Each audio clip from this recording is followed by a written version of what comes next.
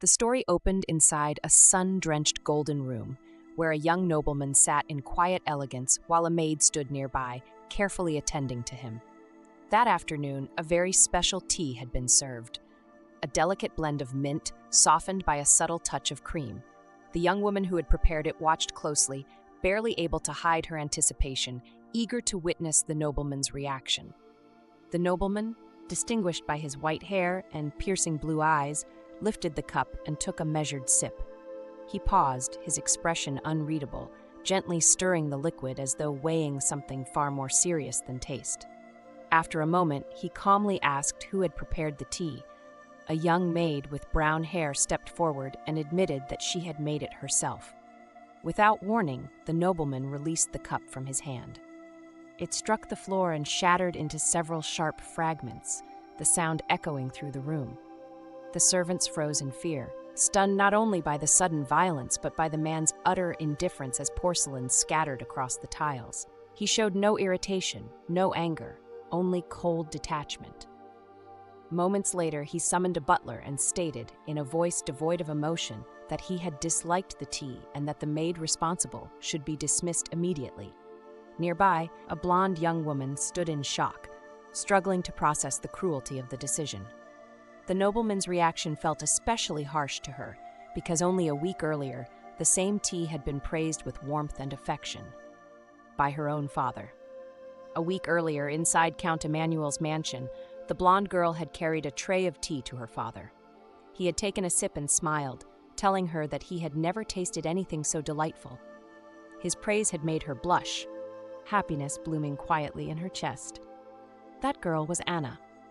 What her father didn't know, or perhaps could never imagine, was that Anna was a devoted tea enthusiast who had reincarnated into this world as the youngest daughter of a noble family. Black tea, oolong tea, herbal blends, discovering so many varieties in this new life had filled her with endless excitement.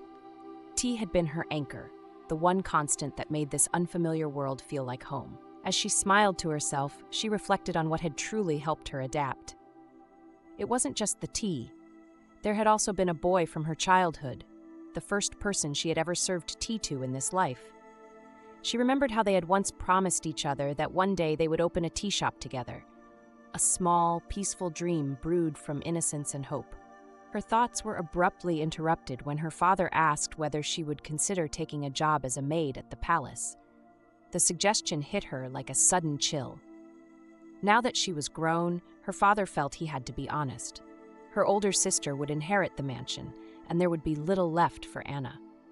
He explained gently that the palace offered a decent salary, enough that she could even retire someday if she saved wisely. As he spoke, Anna felt her spirit slowly wilt. The future he described felt practical, reasonable, and unbearably small. Then, without warning, she slammed her hand against the table. Startled, her father asked if something was wrong. Anna looked up, forcing a smile that carried both resolve and longing. She told him that she would do her best. After all, earning a steady salary while working for the prince could bring her closer to her real dream. If she endured long enough, she could finally open her own tea shop in the city. Soon after that conversation, her father secured her a position at the palace as a tea server. The thought of working with the finest tea leaves filled her with excitement. At the time, Anna couldn't imagine a better opportunity. That optimism, however, belonged to a version of her that had not yet discovered the prince's temperament, his habit of dismissing servants on nothing more than a passing whim. Now, inside the palace halls, servants whispered nervously among themselves. They wondered aloud whether the prince had shattered another cup or sent yet another maid away. Anna overheard everything, doing her best not to let the rumors burrow into her thoughts. Other girls glanced at her with pity and expectation, as though silently betting on when it would be her turn. When she finally reached her room, Anna closed the door behind her and slowly slid down until she was sitting on the floor. Her chest tightened, panic hovering just beneath the surface. She wondered if she was truly safe there, or if quitting might be the wiser choice. Then, inspiration struck. She pushed herself up and approached her desk, opening a book that shimmered faintly with magic. The enchanted pages responded immediately, asking how her day had been. Taking up a quill, Anna began to write, explaining that she had left work early and asking whether he was still busy. The book was no ordinary journal. It was a magical diary, one that transmitted her words instantly to a distant friend. If timing allowed, they could even converse in real time. As the quill moved across the page, Anna confessed that she was beginning to find her new job far more difficult than she had ever expected. Her friend's reply appeared quickly, asking what kind of job she had ended up with. Anna explained that she was now responsible for preparing tea for extremely important people. She added, with restrained frustration, that the owner of the palace was a tyrant who dismissed employees as if it were a form of entertainment. Before she could write more, someone suddenly called out to her. The voice startled her so badly that she nearly jumped out of her skin. Clumsy with panic, she hurriedly hid the magical book and called back, asking the person to wait a moment. She opened the door with hesitation, asking who had been looking for her. A maid stood there, bowing apologetically for the interruption. The girl explained that the head maid had summoned Anna to the tea storage room. Anna asked whether she needed to go immediately, and the maid confirmed that she did. Even before moving, Anna felt a knot form in her stomach. Nothing about this felt like good news. When she arrived, the head maid informed her that her probation period had officially ended that very day. Without giving her time to breathe, the woman continued, instructing Anna to prepare His Highness's tea together with another maid named Libby. Anna attempted to avoid the task, carefully suggesting that perhaps someone more experienced should handle it. The head maid, however, calmly mentioned the compensation. The salary offered for this single task was astonishing, enough to support an entire family for nearly 2 months. Anna knew that kind of money could not be ignored. She took the head maid's hands and promised that she would do her absolute best. Turning to Libby, the brown-haired young woman assigned to assist her, Anna smiled and told her that she was counting on her support. Libby responded kindly, saying she would prepare the tea table and asking Anna to take charge of selecting the leaves. It was then that reality truly settled in. This would be the first time Anna served tea to the prince himself. Determined to make an impression, she carefully examined the shelves of tea, her fingers hovering over countless options. After a moment of thoughtful consideration, she selected a particularly special blend, one that had been highly praised at the most recent ball. She hoped, with quiet optimism, that His Highness would appreciate it as well. Libby watched her with visible anxiety as Anna let out small, almost unconscious giggles while preparing the leaves, completely absorbed in her craft. As they walked through the corridor together, Libby mentioned that she had seen the prince in a relatively good mood earlier and expressed hope that nothing would go wrong. Anna clung to that hope, convincing herself that the tea would surely be well received. That confidence shattered the moment Libby was dismissed right before her eyes. The prince, his tone sharp and impatient, asked whether there was any more tea for him to taste. Anna, barely managing to steady her voice, replied that she would prepare another cup immediately.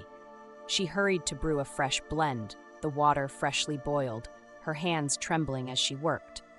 When she served it, she stepped back, bracing herself as the prince took the first sip. She shrank inward, waiting for judgment. After a brief pause, he asked whether she was the new maid he had heard about. Anna answered promptly that she was responsible for serving his tea. The prince fell silent again, his expression unreadable. Then, unexpectedly, he praised the tea, remarking that it was delicious and that it had been a long time since he had tasted something so well prepared. Anna was stunned. Of all people, she had received praise from him. She felt honored, disbelief and pride swirling together in her chest as she struggled to understand how such a man could offer such genuine approval. As afternoon settled over the palace, the prince sat alone in his study, writing in a book. The door opened quietly, and the butler informed him that the maid was still confined in the dungeon beneath the palace.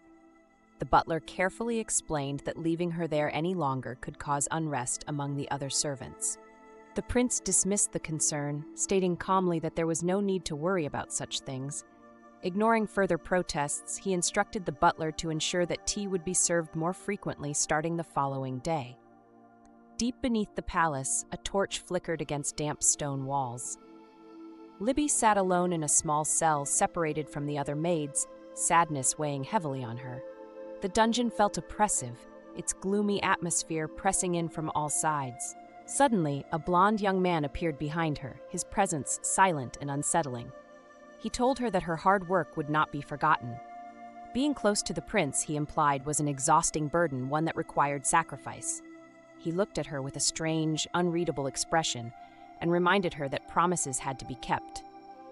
As his hand reached toward her, he said only one word, a quiet farewell, before disappearing into the shadows. The special menu of the day featured Anna's tea, its rich, creamy aroma drifting gently through the palace halls. As she approached a massive door guarded by a knight in full armor, Anna paused for a moment. She did her best to hide it, but nerves tightened in her chest. Serving tea to the prince was never something one truly grew used to. Inside the room, a nobleman was in the middle of reporting a sensitive matter. The prince, however, seemed distracted, his gaze wandering, as though his thoughts were elsewhere. When the two men noticed Anna, the conversation halted. The prince offered a slight nod, signaling for her to approach. Anna pushed the tea cart forward, keeping her posture steady and her expression composed. She remained silent as the nobleman insisted that the prince review the documents again, though it was clear the prince had already lost interest. Growing weary of the meeting, he ran a hand through his hair and, after a brief pause, turned his attention fully to Anna. He watched closely as she served the tea with practiced grace. Anna smiled softly, her expression bright and attentive as she carefully sweetened the cups with honey. Up close, the prince noticed her subtle trembling, the way her hands betrayed the anxiety she worked so hard to conceal while delivering the tea to him and his guest. Only then did Anna realize the coffee table was cluttered with important papers, leaving no space for her tray. The prince met her eyes with an unexpectedly friendly look. She apologized and asked whether she should return later. The guest, however, showed visible irritation at the interruption. Without hesitation, the prince turned to the nobleman and told him he could leave. The man seemed confused, unsure whether he had heard correctly. The prince responded with a cold, impassive stare that left no room for argument. The nobleman gathered his documents, offered a stiff farewell, and exited the room, leaving Anna alone with the prince. She handed him the tea and waited, her heart pounding as she anticipated his reaction. Before taking a sip, the prince asked her to explain the tea.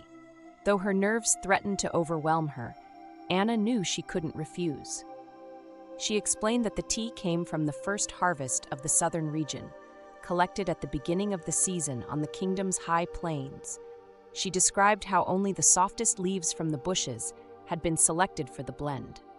The prince questioned her closely, asking whether she was certain of every detail she had shared. Anna felt as though she were under interrogation. She cautiously asked whether he was satisfied, but he replied that he still had more questions. His gaze hardened as he asked directly whether she would mind if he continued. Anna maintained a radiant smile, even as fear churned in her mind. Later that night, she sat alone in her study, emotionally drained. Despite everything, she admitted to herself that serving the prince, even under such intense scrutiny, had not been as terrible as she had imagined. What truly devastated her was witnessing her coworkers being dismissed so mercilessly. One maid, her own age, had planned to go out with her after work. That plan ended when the prince declared her tea too bitter and sent her away without hesitation. Another young woman had warmly invited Anna to visit her family's bakery. The prince disliked her tea as well, and Anna could only watch in silence as her friend was escorted away by a knight. As the weight of it all settled in, Anna wondered if she should resign before she too became another name erased from the palace. At that moment, the magical book opened on its own. A familiar message appeared, asking how her day had gone.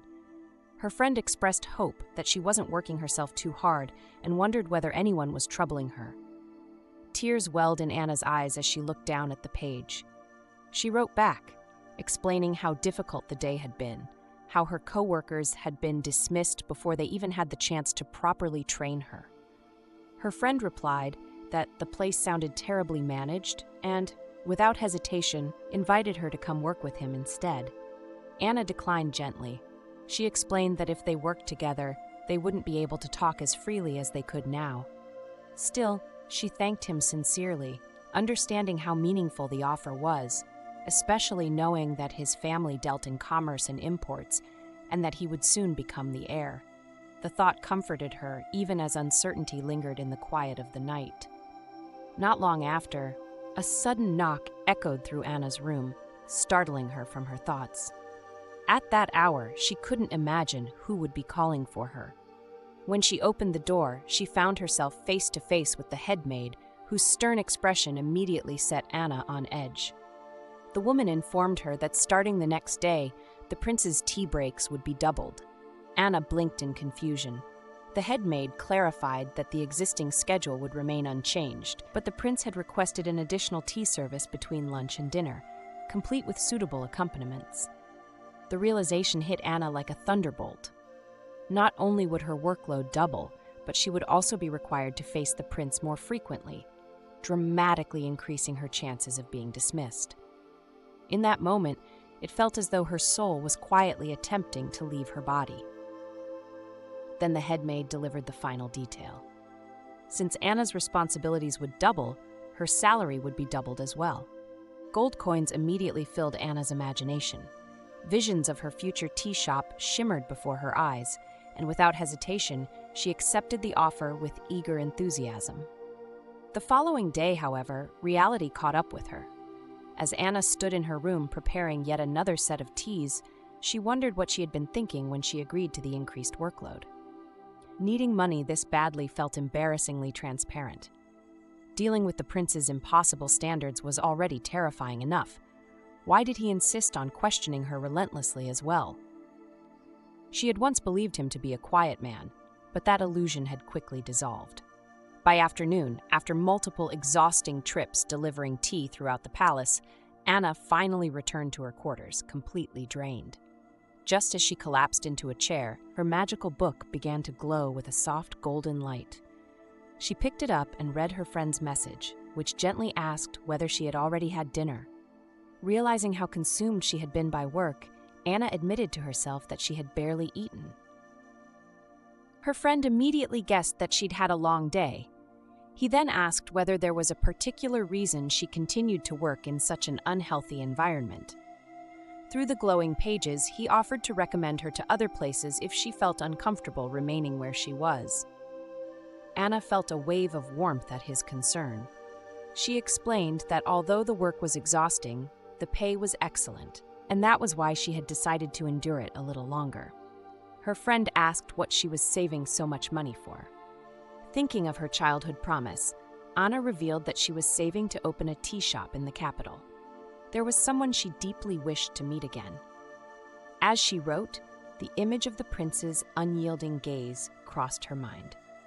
She resolved that she would do everything within her power to make him fall in love with her tea. When her shop finally opened, she hoped her friend would visit. She had already planned everything. The ground floor would be open to all, offering tea and small snacks in a welcoming atmosphere. The second floor would cater to more refined tastes, reserved for exclusive guests. Her friend seemed confused by the idea of exclusivity, clearly unfamiliar with such distinctions.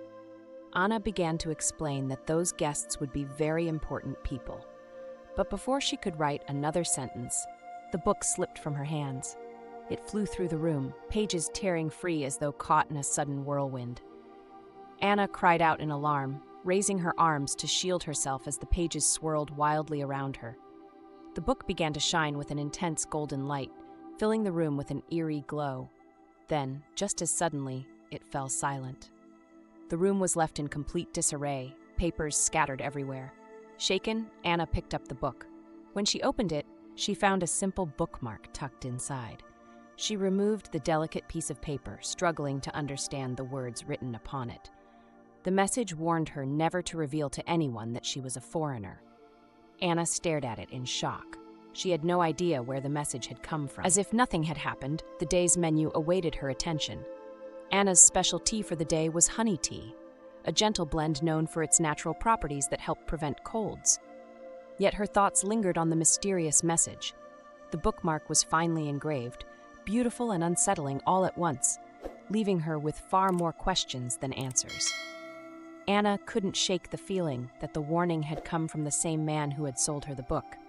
As she wiped the table with a small cloth, cleaning up the mess left behind by the flying pages, she scolded herself for not being more cautious. There had always been something strange about that bookseller. He had handed her the book for free, smiling in a way that felt knowing, almost amused, and had confidently told her that she would love it. That very night, the book had glowed with the same golden light, its pages shifting on their own. The following day, when Anna had tried to return to the bookstore to learn more about it, the shop had vanished completely. In its place stood an ice cream parlor. The discovery had stunned her. After buying a strawberry cone, she had asked the employees whether there had once been a bookstore there. They had answered casually that the place had always been an ice cream shop, as though nothing unusual had ever existed there at all. Anna had walked away unsettled, wondering whether the mysterious bookseller had been a foreigner like herself. At first, the thought had frightened her. Now, she realized she could no longer imagine her life without the magical book that allowed her to speak with her friend. As if responding to her thoughts, golden sparks suddenly danced around her hand. Anna jolted awake, sensing magic flowing back into the book. She grabbed it eagerly, her heart lifting as the familiar warmth returned. Written across the glowing page was a simple message asking whether he could tell her a secret. Relieved and happy that he had returned, Anna eagerly agreed. Her smile widened as her friend confided that the secret involved a friend of his, someone who had been harboring a quiet crush for quite some time. He admitted that the friend had no idea how to confess his feelings. Anna was both surprised and intrigued.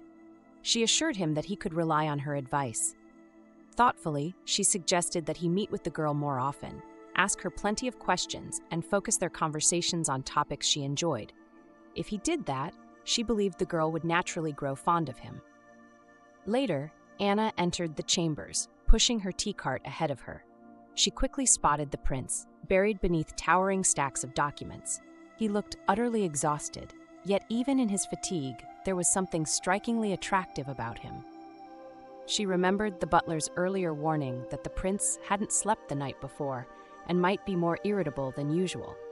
Anna wondered what could have troubled him so deeply. In a weak voice, the prince asked whether his tea was ready. Anna moved at once, preparing it with care.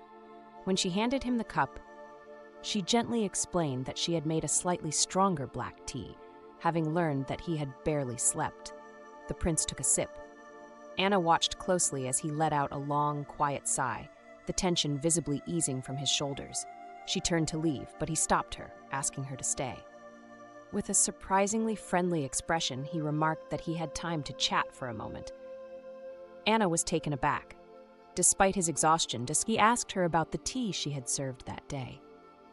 Slipping naturally into her role, she explained that the leaves had been harvested along the river valleys of the southeast. The prince noted a subtle difference in flavor. Anna admitted that she had added a hint of chocolate and cinnamon to enrich the taste. He commented that he had enjoyed both the tea and the conversation, but that duty called him back to his work. Once outside the chamber, Anna let out a quiet breath of relief.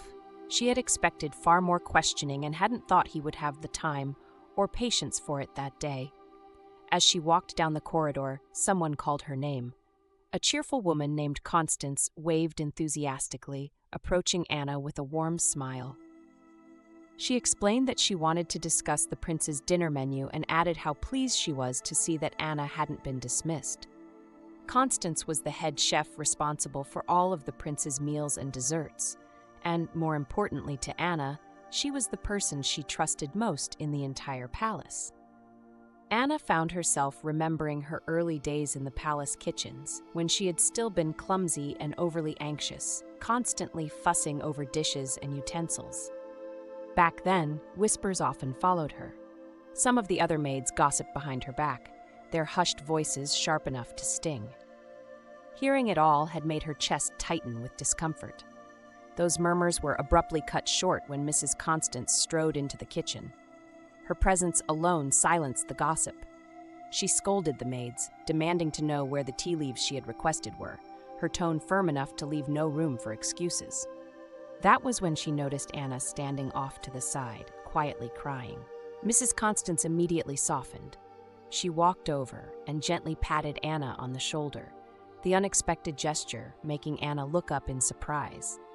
In a calm, reassuring voice, she told her that everything was all right. She explained that the prince would not lose his temper over such a small delay, and placed a handkerchief into Anna's hands. Wrapped inside were a few cookies that looked impossibly delicious. Mrs. Constance affectionately stroked Anna's blonde hair, admitting that her earlier words had only been meant as a joke. She told Anna sincerely that she was doing an excellent job. With a knowing smile, she confessed that every time she stood before the prince herself, her heart raced uncontrollably. Grinning, she offered Anna a slice of pie. Anna, grateful and a little shy, suggested preparing a tea to accompany it. She brewed one quickly and handed it to Mrs. Constance, who declared that nothing compared to the teas Anna made. The pie sat invitingly before her. The crust looked delicate, the filling rich and generous. When Anna finally took a bite, she immediately praised the flavor. Mrs. Constance encouraged her to eat as much as she wanted, and Anna was genuinely amazed by how good it tasted. Then, without warning, Mrs. Constance asked whether Anna had already finished all of her duties for the day. Anna jumped to her feet, suddenly remembering tasks the head maid had assigned earlier. Mrs. Constance laughed softly and assured her that everything was fine. In her moment of distraction, Anna accidentally knocked over one of the teacups. Mortified, Anna apologized repeatedly and offered to clean the table at once. Mrs. Constance waved it off, telling her to return to her work and saying she would take care of it herself. She only asked that Anna prepare another tea for them next time. Thanking her profusely for the wonderful pie, Anna said goodbye and hurried out of the kitchen. Mrs. Constance thanked her in return and promised that next time she would prepare something even more delicious. As Anna ran through the corridors, she groaned softly to herself, lamenting the spilled tea and wishing she could have eaten just one more bite of that pie. Left alone, Mrs. Constance calmly cleaned the table. Soon everything was spotless again. The cups, the teapot, the remaining pie, and even the flowers decorating the room seemed to gleam. She briefly considered wrapping up a slice of pie for Anna to enjoy later, until she noticed something strange. The lilies on the table looked more beautiful than before. She frowned thoughtfully, wondering what could have caused that. On that day's special menu, her pie had featured fruit slices baked with honey, each one decorated in her own unique way. Though she would never admit it openly, she possessed over 1,000 pie recipes. A new day dawned at the palace. Bundles of herbs and flowers hung from the ceiling to dry, filling the air with soothing scents and making Anna's work far easier. After organizing everything, she stretched contentedly. Sorting the tea leaves so efficiently meant she now had more time between breaks, time she could finally use to read. The scene briefly shifted back to Count Emmanuel's mansion. Anna's older sister slammed her hand on the table, scolding her for not knowing the latest popular novel, The Sensation of the City. The argument had been sharp, her sister clearly unimpressed. Back in the present, Anna found the book her sister had lent her long ago. She dusted it off and stared at the title in disbelief. I contract married the wealthiest terminally ill duke, but the emperor won't stop obsessing over me. Anna couldn't help but think that the title felt wildly inappropriate for her current life at the palace. The book Anna had been reading told the tale of a young, radiant girl who crossed paths with the emperor by pure chance. From that moment on, the young man fell helplessly in love. Consumed by obsession, his feelings drove him to awaken extraordinary powers. One by one, he crushed his enemies, and through that relentless devotion, he seized the throne, only to become a tyrant in the process. Years later, fate brought them together again. The emperor, his body marked by strange red blotches, appeared almost frozen in time. The girl, frightened and confused, begged him to stay away from her, unaware that the man before her was now the ruler of the empire. Anna found herself pausing at that scene, uneasy at how love in the story twisted so easily into control and ruin. Her thoughts were interrupted by a knock at the door. When she opened it, A small boy with golden hair and matching eyes stood there, smiling brightly. He informed her that the prince had finished lunch earlier than usual and politely asked her to prepare tea for him immediately. As Anna covered the book with a small cloth, she asked the boy, Arthur, as she now knew him, what the prince had eaten. Arthur eagerly listed the meal: asparagus with fish fillets, followed by a fine filet mignon steak, and for dessert, chocolate pudding. Not long after, Anna presented the prince with a delicate iced tea garnished with fresh mint leaves. The prince stared at the cup, clearly puzzled by the ice cubes floating inside. He asked what kind of tea it was. Anna stepped forward confidently and asked whether he would like to know its name. The butler stiffened in shock at her boldness, while the prince watched her with growing curiosity. She began to explain and then froze internally. The name she was about to say didn't exist in this world. Thinking quickly, she told him it was called Moro Mint Tea. The prince appeared intrigued and asked her to continue. Anna explained that they had received a special batch of mint leaves, which inspired the name. She added that the tea was blended with thin slices of apple, giving it a refreshing balance. She went on, explaining that mint could easily overpower tea, but by lightly toasting the leaves, she had softened the flavor and created harmony in the blend. The prince remarked that it was an insightful solution. Encouraged, Anna mentioned that there were other ways to achieve the same balance. In truth, however, the prince was barely listening to the technical details. What held his attention was her expression, the way her face lit up as she spoke about tea. Her enthusiasm animated the room, and even the nobles nearby seemed drawn in by her energy. Eventually, Anna excused herself and said goodbye, returning to her duties. As she walked away, she hummed softly to herself. Then the prince called out to her. Catching the ribbon of her bow gently between his fingers, he called her by name. With an intent look, he began asking her questions that caught her completely off guard. He asked for her opinion on the empire's tax policies. Anna stared at him in disbelief. She couldn't understand why he would ask something like that of her. Adopting a tone more suited to a lecturer than a noble, the prince instructed her to list 5 advantages and disadvantages of the current tax system. Her mind went blank. As if that weren't enough, he followed up with an even stranger dilemma, asking whether she would rather save travelers trapped in a carriage or run over people standing on a bridge. Anna mentally begged for him to go back to asking about tea. She found herself thinking that he truly loved teas and desserts, cookies, fine chocolates, anything sweet. Somehow, he indulged freely and yet remained effortlessly fit, which only added to her confusion. Later, back in the tea room, Anna sat on the floor, trying to collect her thoughts. She forced herself to stop dwelling on the prince's striking appearance and returned to her book. In the story, the emperor had decided to propose marriage to the heroine. The proposal came sealed on red parchment adorned with a golden crest, grand and inescapable. But the heroine, aided by a perceptive butler, foresaw the tyrant's intentions. To escape the proposal, she sought out a duke suffering from a terminal illness and boldly suggested a contract marriage. Anna paused at that part, sensing an uncomfortable parallel forming, though she wasn't quite ready to admit why it unsettled her so deeply. The duke in the novel had loved the heroine for years, and he accepted her proposal without hesitation. As Anna continued reading, she found herself growing more intrigued. The story was becoming genuinely engaging now. Yet one question kept bothering her. She couldn't quite tell who the true male protagonist was supposed to be.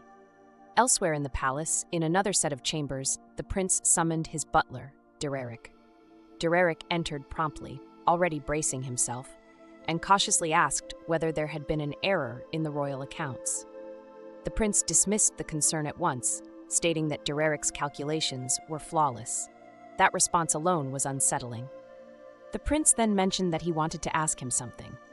Tyrant stiffened, suddenly uneasy, and waited in tense silence while the prince slowly flipped through a book resting in his hands. The pause stretched just long enough to feel dangerous. Then, without warning, the prince asked how one became successful in romance. Tyrant froze. For a moment, his mind failed him completely. The question felt so wildly out of place that he almost wondered whether he had misheard. Meanwhile, the special menu of the day, Anna's Morrow Mint tea was being prepared elsewhere, its refreshing blend meant to complement heavier meals. The prince explained in a carefully detached tone that a friend of his needed advice and wanted to understand how to succeed romantically. He followed this with a casual justification, wondering aloud whether there might be a subtle way to learn someone's tastes. Derek found himself wondering which brave or foolish soul would ever dare ask the prince for romantic guidance. As the prince continued, he admitted that he had believed spending more time together would naturally bring two people closer. Instead, it seemed to have created distance. Slowly, realization dawned on Derek. The prince wasn't talking about a friend at all. He was talking about himself. Suddenly, everything made sense. The relentless demands, the stacks of documents Derek had been forced to carry back and forth, the books, the sleepless nights interrupted by summons at all hours. At this pace, Derek thought grimly, he might become the first butler in history to be dismissed for exhaustion. The prince asked for his opinion. Choosing his words carefully, Derek suggested that His Majesty's friend might consider emphasizing his strengths to the person he admired. From there, the conversation unfolded into a series of surprisingly thoughtful suggestions.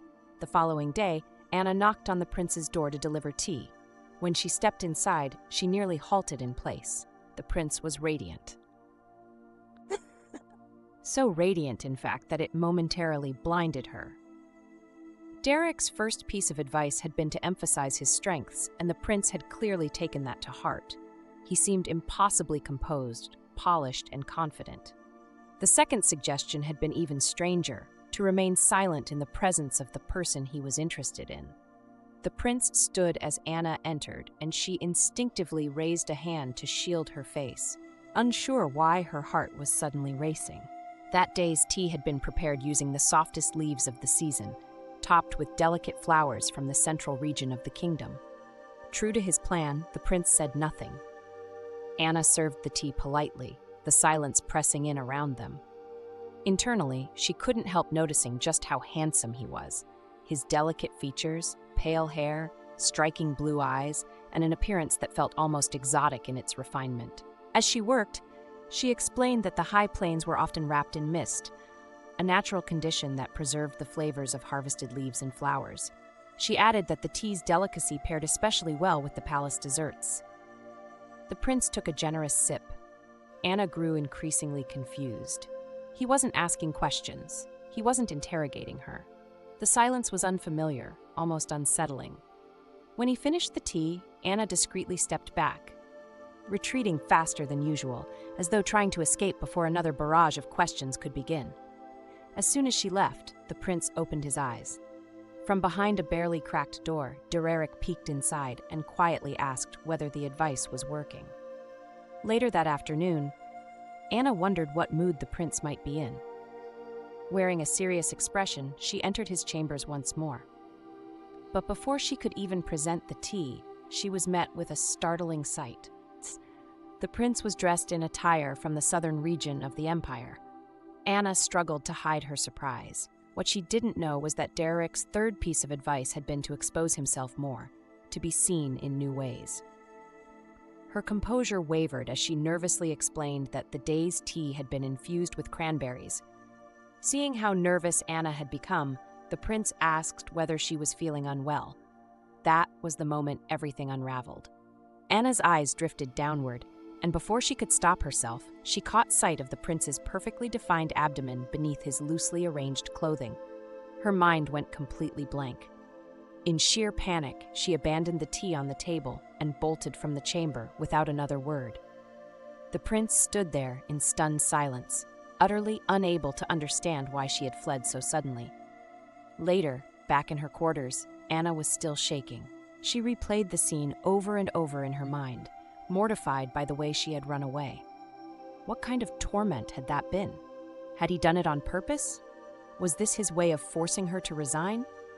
Her thoughts spiraled. She began to fear that the prince was punishing her for obtaining the position through her father's recommendation. Anxiety wrapped tightly around her chest as she wondered if she would be the next servant dismissed without warning. With trembling hands, she opened her drawer and pulled out her magical book. Still shaken, she reached for the ink pot to write, but her nerves betrayed her. The pot slipped, spilling ink across the page in a dark, spreading stain. Flustered, she hurriedly apologized to her mysterious friend through the smeared writing and asked whether she could seek his advice. No response came. Hours passed. Finally, Anna was stirred from restless sleep by the familiar golden glow of the book. Her friend apologized for replying so late, expressing regret that she was going through such a difficult time. He assured her that he was glad she trusted him and wished he could do more to help. Anna couldn't help wondering whether he had stayed up late just to respond. She thanked him sincerely, admitting that his words had lifted her spirits. The next day, Anna resolved not to be afraid of the prince anymore. She reminded herself of her goal, to earn as much money as possible before the year ended. When she encountered Dereric, she asked whether he was feeling well. The butler admitted that the prince had finally managed to fall asleep after yet another sleepless night. Anna realized this was already the second time she had heard such news. Concerned, she decided to leave the tea tray inside the prince's chambers instead of waking him. Dereric agreed, explaining that the prince had been overwhelmed with work and had spent several nights barely sleeping. Anna entered the room quietly, walking on tiptoe. Papers were scattered everywhere, making it difficult to move without making noise. As she placed the tea on the central table, the prince murmured something in his sleep. She noticed that he had fallen asleep with his head resting awkwardly on his arm. If he stayed like that, he would wake up with terrible neck pain. Hesitating only a moment, Anna knelt beside him. She gently touched his face, carefully adjusting his posture and nudging his head into a more comfortable position. At that exact moment, the prince whispered her name. Anna froze. Heat rushed to her face as it turned a deep shade of red. She pulled back immediately, her heart racing. The special tea for that day was Highland tea, prepared from soft leaves with a light, gentle flavor that paired well with very sweet desserts. Later, alone in her room, Anna couldn't stop thinking. The prince had clearly lost his mind. Why else would he whisper her name in his sleep? The confusion left her dizzy. Was she about to be dismissed after all? A sudden knock at her door sent her into full panic. She was certain they had already prepared her dismissal notice. When the door opened, she found Arthur standing there. Desperate, she asked whether she was about to be fired. The boy looked utterly confused, saying he didn't understand what she meant. Anna then asked why the prince hadn't summoned her for tea that day. Arthur explained simply that when the prince dismissed someone, he did so openly and immediately. If Anna was still there, it meant she was safe. Relief flooded her. Arthur added that the prince was currently dining. Anna glanced out the window, noticing it wasn't even night yet, and wondered why he would eat so early. Then she remembered how exhausted he had been after staying awake all night. Perhaps, she thought quietly, he had decided to rest early at last. Arthur hesitated for a moment before confessing the real reason behind the unusual tension in the palace. He revealed that the Empress, the prince's mother, had arrived unexpectedly.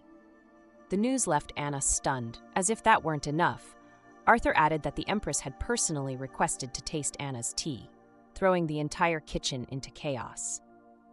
The realization hit Anna all at once. The Empress had asked for her. Alone in her quarters, Anna carefully separated herbs and dried leaves, her mind racing as she considered what kind of tea might please such a formidable woman. She remembered a detail from one of her sister's novels where an empress had favored hibiscus tea. Still, Anna hesitated. Fiction didn't always reflect reality, and different empresses surely had different tastes. She closed the book and thought it through. Perhaps she could adjust the recipe, refine it into something truly memorable. She selected hibiscus as the base, then added honey and wild blueberries. The tart brightness of the hibiscus balanced by gentle sweetness, completely free of caffeine. It would be perfect for the early evening, soothing, elegant, and considerate. As she measured out the dried leaves, Anna found herself thinking of the prince. He looked like someone who desperately needed proper rest. Elsewhere, the Empress hummed softly as her maid cleared away a plate. At the table, the prince sat stiffly beside Derek and several attendants.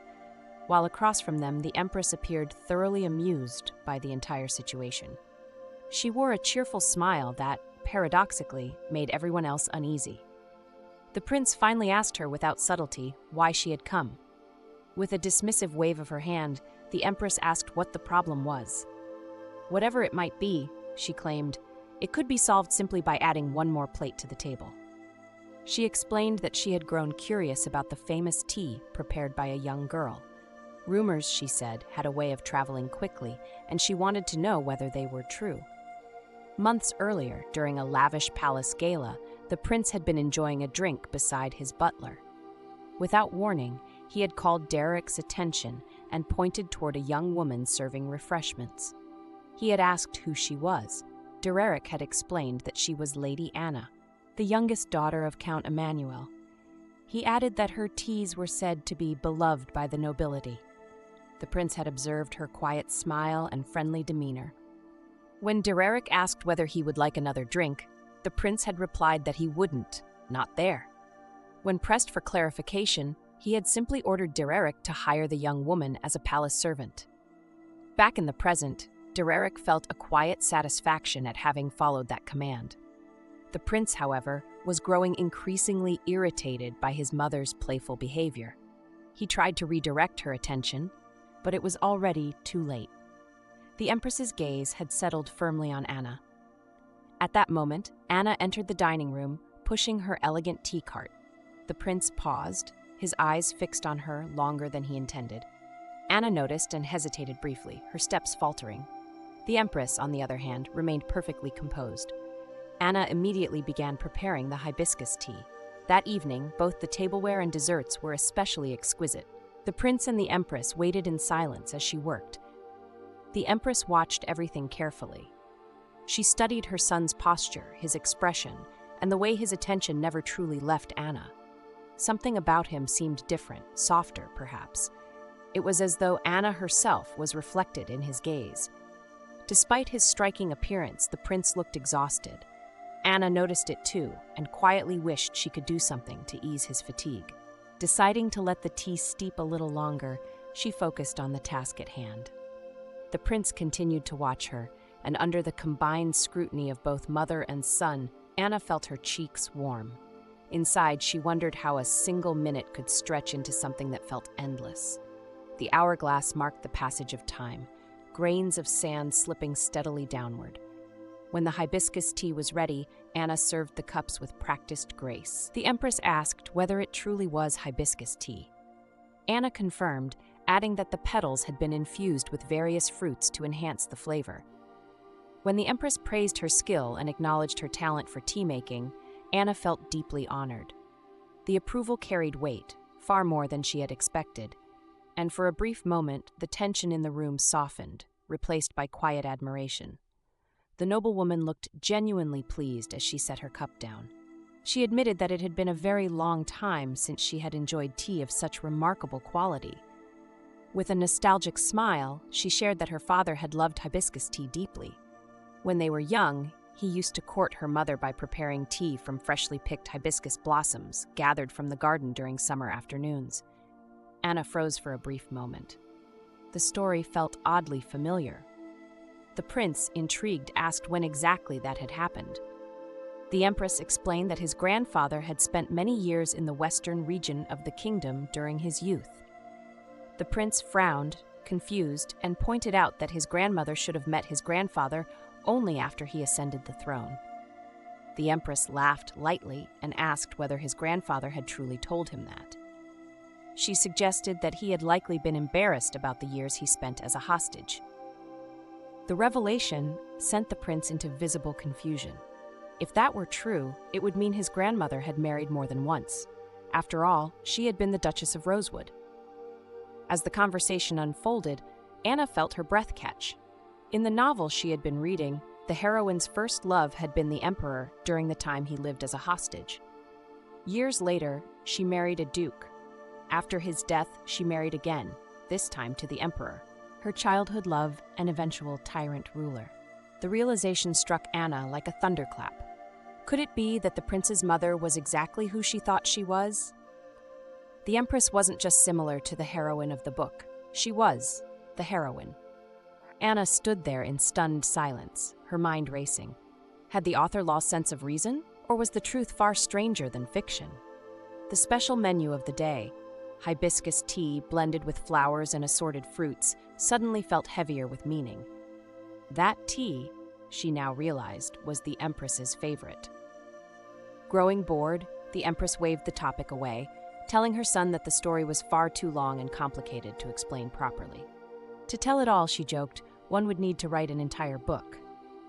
Anna felt a chill run through her. She knew all too well that such a book already existed, and that more than 10 million copies had been sold. At last, the truth became clear to her. The real protagonist of that story hadn't been the Duke at all. It had always been the Tyrant Emperor. The Empress lifted her cup once more and asked Anna her name. Slightly flustered, Anna introduced herself while refilling the noblewoman's tea. The Empress praised it again, calling it marvelous, and remarked that she finally understood what Prince Adrian praised so highly, until her son cut her off, clearly embarrassed. It was almost amusing to see how uncomfortable the prince became in front of his mother. Attempting to regain control of the situation, Adrian suggested they discuss certain matters privately. Anna took the cue and excused herself, retreating to her quarters.